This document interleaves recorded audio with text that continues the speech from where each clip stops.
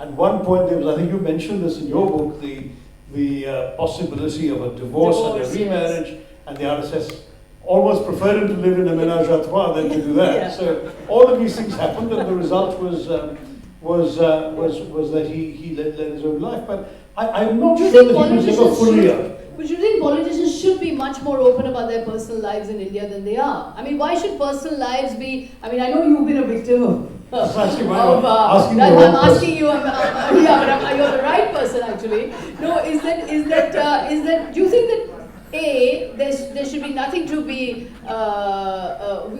ashamed of in terms of personal life? Your personal life is your personal life. Nobody should have the right to sit on judgment or cast aspersions on anything that you may choose to do in your personal time. Why aren't politicians more open about this? Rather than resorting to various. Before Sashi answers, I'm not going to answer you. Modi will be very happy with what you have said. Yes, he should.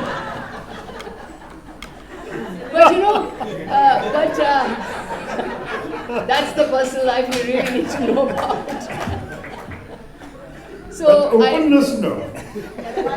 From Sahib, no, I don't think so. So I remember you at the holy gatherings. You were there. I've often seen you there. I mean, wasn't that a side to Vajpayee again that you'd like to share? This, at holy Milans, he would dance. I remember you dragging him onto the dance floor. And what a terrible mistake that was. No, really, because I used to invite folk singers for Holi from Bihar, sometimes eastern Uttar Pradesh, and they used to sing Bhojpuri Holi songs at my place, and every holy day. So early on, I decided to take them to Vajpayee. So their dholaks and their majiras and everything went through the security, and about 20 of us suddenly descended where a very civilized Holi was taking place. And everyone was doing Chandan Gatika, the rest of until this horde arrived, And then we started singing Bhojpuri Holi songs and made a lot of noise, and people were dancing, and I caught hold of Vajpayee's hand and made him dance also.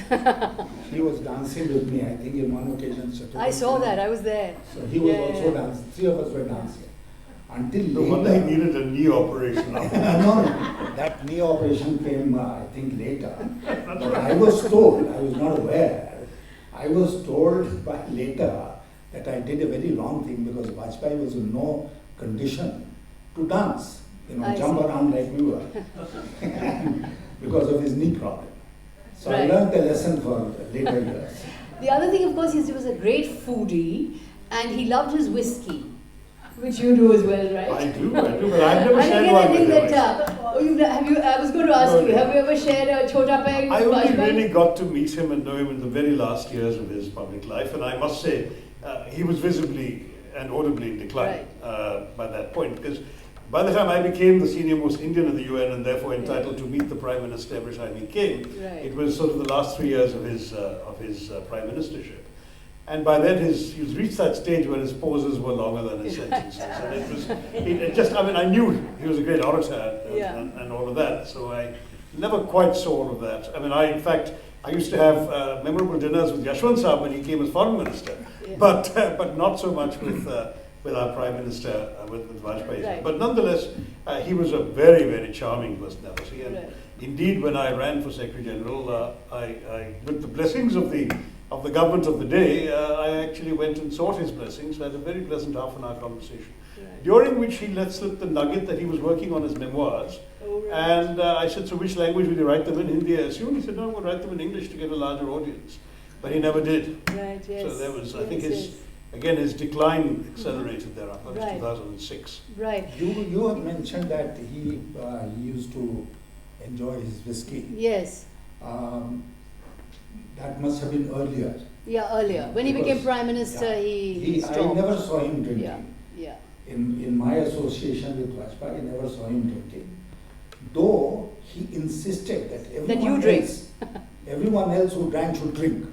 So when we went on dinners with him, he would insist that we have our whiskey or whichever drink we were having. And I remember one particular evening when we had gone to a very famous restaurant. And it was famous because it had all the world personalities' photographs on the walls. And we went to that restaurant in Lisbon. Right. And Vajpayee wanted to eat fish. Yeah, he loved fish. Yeah, so a whole fish was prepared and it was brought on the table. And we had our drinks, we had that food. Next morning, we were having the India-European Union Summit in Portugal. That was the reason why we were there. So the summit began, and Mr. Vajpayee I was sitting next to him, and he turned over to me and he said, "Pet kharab ho gaya."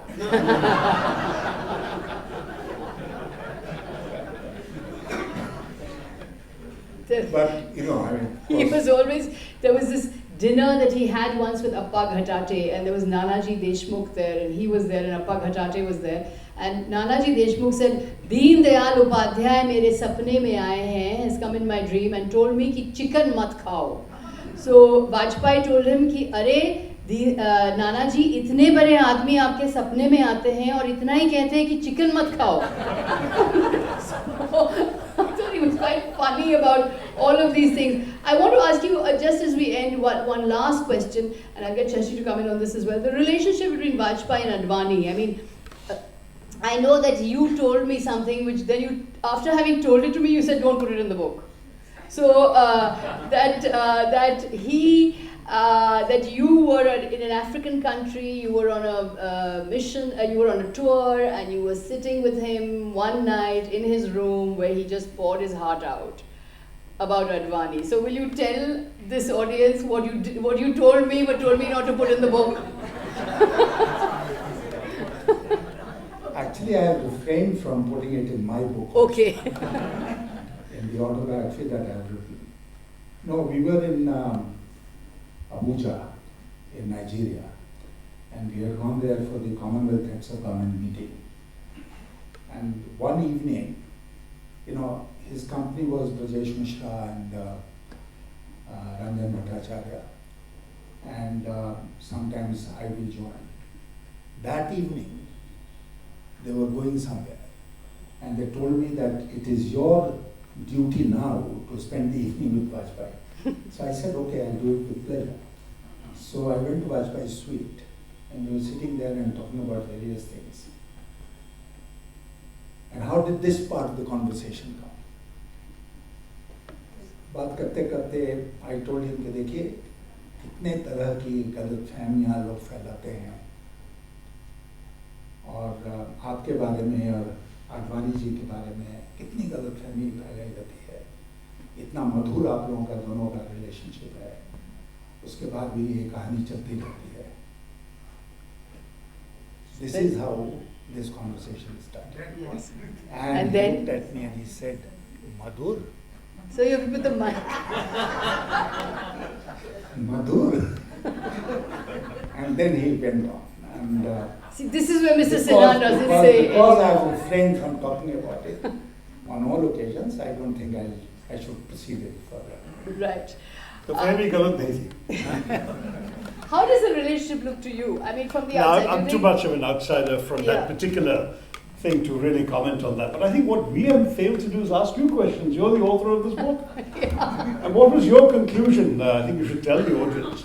Because here we've talked about the contradictions. You were introduced, the book was introduced, the evening was introduced by an editor talking about the immense contradictions of the man. Do you come down on one side of the contradictions, or you just say he's incarnated both opposites? I think he was a politician of the 1950s and the 1960s, where perhaps these silos that we find today of left and right and, you know, Bhakt and Kambhakt and, you know, nationalist or liberal, you know, these silos were not as cast in stone in those days. as we find it today. I mean, Vajpayee was someone whose closest friend was Hirendranath Mukherjee. One of his closest friends was Hirendranath Mukherjee of the CPI. Bhupesh Gupta was another very close friend. So I think that, yes, he is contradictory, and yes, he is full of paradoxes, but I think that ultimately, I think to understand Vajpayee, we just have to understand that he was a consummate politician.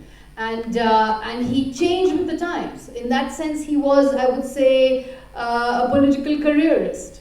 He did go along with the bandwagon that was the most popular at the time. But there was this culture of shared values. There was a culture of give and take. There was a culture of dialogue. And one of his phrases I really like, Maryada mein rehkar seemaon ke bhitar. You stay within your belief system, and you stay within your limits. And I think I came to the conclusion that you can be ideological and still be a pluralist.